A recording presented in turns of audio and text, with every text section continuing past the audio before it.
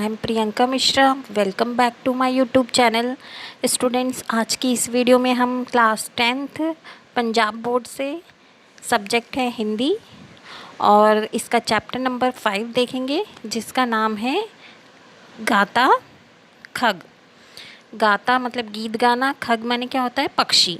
इसके कवि कौन है? इसके कवि जो है सुमित्रा नंदन पंत जी हैं। तो चलिए इस देखते हैं हम इसकी सप्रसंग व्याख्या।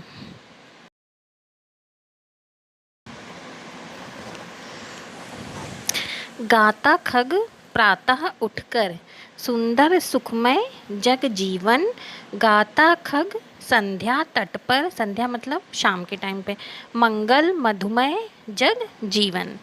इसकी शब्दार्थ देख लेते हैं। खग का मतलब क्या होता है? खग का मतलब मैंने अभी स्टार्टिंग में ही बता दिया था आपको, पक्षी होता है। प्रातः मतलब होता है सुबह, और संध्या मतलब होता है शाम का, और मधुमय मतलब होता है आनंददायक। तो यहाँ पर जो है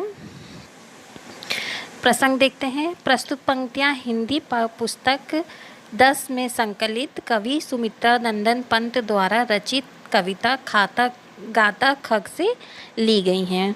ये जो फर्स्ट लाइन होती है ये आपके सभी प्रसंग में यही लाइन आएगी, और जो नेक्स्ट लाइन होती है उसमें जो भी इस दोहे में कही गई है, इस कविता में जो कही गई है, कविता में जो कही गई है वो लाइन आती है। तो इन पंक्तियों में कवि बताता है कि किस प्रकार पक्षी मानव के कल्याण के लिए क्या करते हैं, कामना करते हैं। तो इसकी व्याख्या देख लेते हैं। व्याख्या क्या है? तो कवि प्रकृति के विविध स्वरूपों में से पक्षियों के बारे में बताते हुए कहते हैं कि कवि जो है, जो हमारे प्रकृति का जो अलग अलग प्रकार के स्वरूप हैं, उनमें से एक स्वरूप जो है पक्षियों का, उनके बारे में बता रहे हैं। और उनके बारे में बताते हुए कहते हैं कि पक्षी प्रभात के समय मतलब सुबह के समय संसार के लोगों के सुंदर सुखमय और समृद्ध जीवन की क्या करते हैं, कामना करने के लिए क्या कर रहे हैं, गीत गा रहे हैं।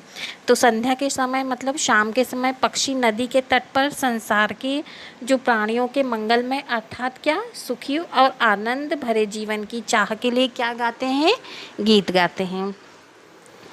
नेक्स्ट कविता देखते हैं।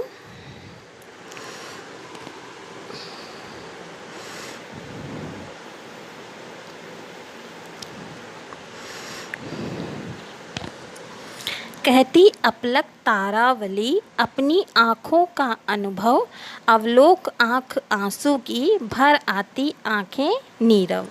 तो इसको शब्दार्थ देखते हैं। तारावली का मतलब क्या होता है? तारों की जो पंक्तियाँ होती है, मतलब लाइन जो होती है, उसको क्या कहते हैं, तारावली। अवलोक क्या होता है? अवलोक का मतलब होता है देख कर। और नीरव क्या होता है? मौन मतलब चुप रहना।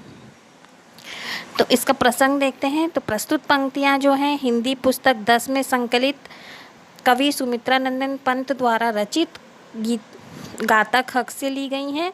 और इन पंक्तियों में कवि ने क्या बताया है, संसार के लोगों के दुख को देखकर तारे जो हैं वो मानव के प्रति किस प्रकार से अपनी सहानुभूति व्यक्त कर रहे हैं, उसके बारे में बताया गया है। तो इसकी व्याख्या देखते हैं क्या होगी। व्याख्या है, इस पद्यांश में जो है तारों की अनेक पंक्तियां संसार को एकटक देखते हुए, मतलब तारे जो हैं एक लाइन से पूरे संसार को देखते हुए क्या कहते हैं, वो अपनी आँखों का जो अनुभव बता रहे हैं। वो कहते हैं कि सारे जग का जीवन दुख, करुणा और किससे भरा हुआ है, विषमता से भरा हुआ है, मतलब बहुत परेशानियों से भरा हुआ है। तो संसार के लोगों की वेदना मतलब उनका दुख देखकर तारों की आंखों में क्या आ जाते हैं, आंसू आ जाते हैं। और तारे की अनेक पंक्तियां अपने आंसुओं के रूप में बहाती हैं। तो कवि क्या कहता है कि आँखों की भाषा कैसी होती है, मौन होती है, क्योंकि आँखों की भाषा बहुत कम लोग समझ सकते हैं। तो आँखों की भाषा क्या होती है, मौन होती है। नेक्स्ट पैराग्राफ देखते हैं। हंसमुख प्रसून सिखलाते पल भर हैं जो हंस पाओ, अपने उर की सौरभ से जग का आंगन भर जाओ। प्रसून का क्या मतलब होता है? प्रसून का मतलब होता है फूल। हंसमुख मतलब हंसने वाला, और हृदय का मतलब उर का मतलब क्या होता है, हृदय होता है। सौरभ का मतलब होता है सुगंध या खुशबू।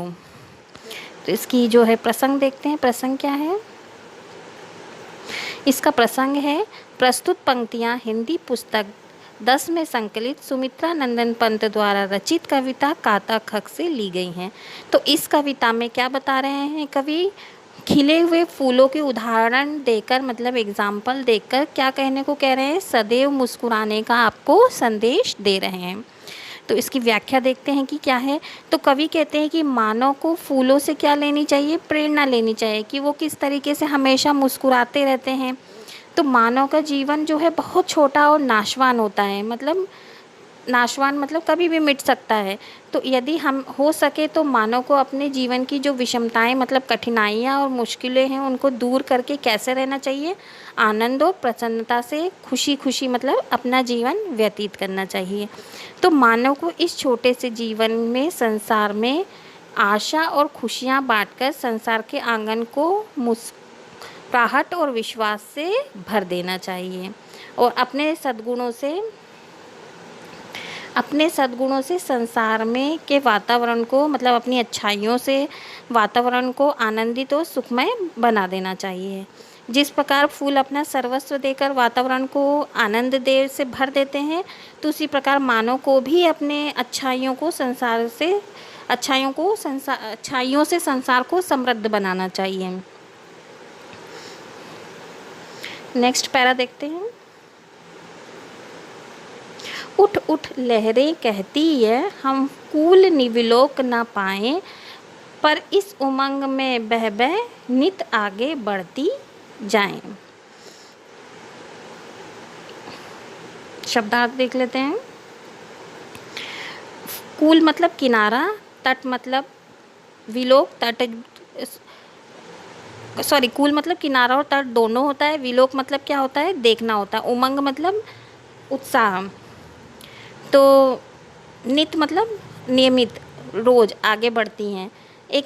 तो आगे इसका प्रसंग देखते हैं। प्रस्तुत पंक्तियाँ हिंदी पुस्तक 10 में संकलित कवि सुमित्रा नंदन पंत द्वारा रचित गाथा खक से ली गई हैं। कवि सागर की लहरों को उदाहरण देकर कहता है कि मानव को सदैव परिश्रम करते हुए, मतलब हमेशा मेहनत करते हुए अपने लक्ष्य की ओर आगे बढ़ना चाहिए, कभी हार नहीं माननी चाहिए।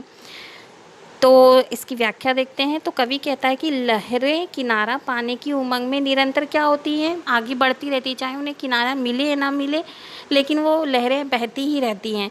तो कई बार उन्हें किनारा नहीं भी मिलता है और रास्ते में ही विलीन हो जाता है किनारा, लेकिन लहरें फिर भी उठती हैं और किनारे की ओर उमंग में फिर से क्या जाती हैं, मतलब किनारे को पाने के लिए गतिशील होती रहती हैं, मतलब बहती रहती हैं। तो कवि कहते हैं कि लहरों से मानव को भी क्या लेना चाहिए, प्रेरणा लेना चाहिए कि मानव को असफलता या किसी डर की परवाह किए बिना कि आप हार जाएंगे, तो इसकी परवाह किए बिना आपको क्या करना चाहिए, मंजिल की ओर बढ़ते रहना चाहिए, क्योंकि कभी ना कभी तो आपको मंजिल प्राप्त होगी। तो लक्ष्य प्राप्ति के रास्ते में कितने भी आपके बंधन, रुकावटें या कुछ भी हो जाए, लेकिन आपको क्या करना चाहिए, निरंतर परिश्रम करते हुए आगे बढ़ते रहना चाहिए। नेक्स्ट पैरा देखते हैं।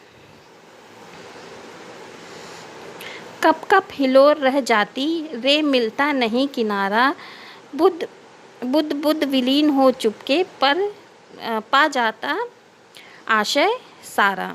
हिलोर का मतलब क्या होता है, लहर होता है, और बुद्ध बुद्ध का मतलब होता है जल का जो बुलबुला बुलबुल बुलबुल करता है। विलीन का मतलब होना, नष्ट हो जाना होता है। आशय का मतलब होता है मकसद होता है। तो प्रसंग देखते हैं क्या होगा। प्रस्तुत पंक्तियाँ हिंदी पुस्तक 10 में संकलित सुमित्रा नंदन पंत द्वारा रचित गाथा खक से ली गई हैं और कवि बुलबुले की उदाहरण ना देकर मानव को क्या कर रहा है, अंतिम लक्ष्य उसका समझा रहा है। तो इसकी व्याख्या देखते हैं। कवि कहते हैं कि संसार में लहरें बार बार उठकर किनारा पाने का प्रयास करती हैं और उनमें निरंतर कंपन होता रहता है। रास्ते में ही बिखर जाने के कारण लहरों को भी क्या होता है, किनारा नहीं मिल पाता है। इसके विपरीत लहरों में जल से पैदा हुआ बुलबुला अपने जीवन के मकसद को समझता हुआ उसी जल में क्या होता है, समा जाता है। बुलबुला उठता है, फूट जाता है, मतलब उसी में समा जाता है जिससे वो पैदा हुआ था। तो जल के बुलबुले के माध्यम से कवि क्या बताना चाहते हैं कि मृत्यु के बाद क्या है, मनुष्य का परमात्मा से मिलन, अर्थात परमात्मा में समा जाना ही उसके जीवन का क्या है, मकसद है। इसके क्वेश्चन आंसर देख लेते हैं।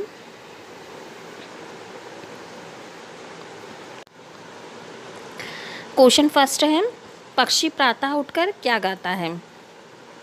तो इसका आंसर क्या होगा? पक्षी प्रातः उठकर जग के प्राणियों के सुंदर, सुखमय और समृद्ध जीवन की क्या करते हैं? कामना करने के लिए गीत गाता है। नेक्स्ट क्वेश्चन देखते हैं, तारों की पंक्तियों की आँखों का अनुभव क्या है?